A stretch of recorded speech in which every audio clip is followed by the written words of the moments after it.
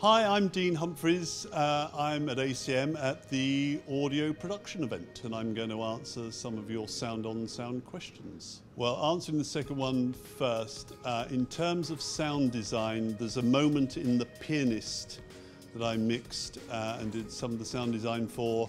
There's a scene where a bomb or a shell hits a building, and the actor is sort of effectively, he's got tinnitus. And there's sort of a 30-second sequence in there that I think we did it quite well, that sense of somebody losing their hearing for a short period of time, and that's probably the bit I'm most proud of.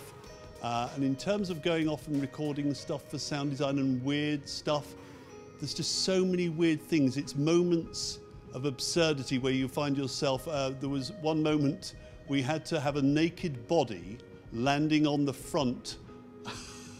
We went off and did a naked body landing on the front of a car, actually not far from here, about 4 or 5 miles away from here, at about 3 o'clock one morning. We needed it, we just decided to do it as an experiment, and somebody was prepared to land on the body of a car naked. It was a bit of fun. I think the whole issue of the boring issue of dog barks trying to be so evocative and dog barks are sort of the bane of the soundtrack of every filmmaker in the world. About putting a dog bark in is going to evoke an atmosphere and a mood. It's actually really desperately boring, but there are no sort of fixed sound effects really, no.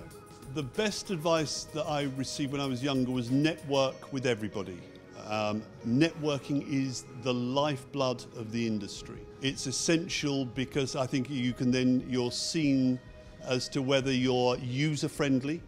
And I think a large part of the industry requires people to be able to collaborate and get on with other people. And the most important advice I was given in a studio was be aware that the director, who is effectively your boss, is the person you're there to placate, appease, schmooze, and work collaboratively with.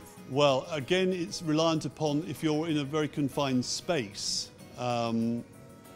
You are now going to pick up the acoustic of that box, so you have to have somewhere that's live enough, but without it sounding too boxy. Also compressors. I think sometimes people on the vocals overly compress, and that is one of the artifacts that I think they're probably hearing. So vocals are a big thing.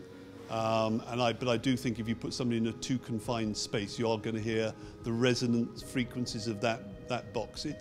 It's mired in years of people talking about how to record vocals. It really is trial and error. I'm a PC person. Yeah. The thing that I use a thing called Pyramix, which is similar to Pro Tools, and it's on PC, and I've just found it more reliable. I've had far less crashes on that than I have ever with, I hate to say it, with Pro Tools. Wow.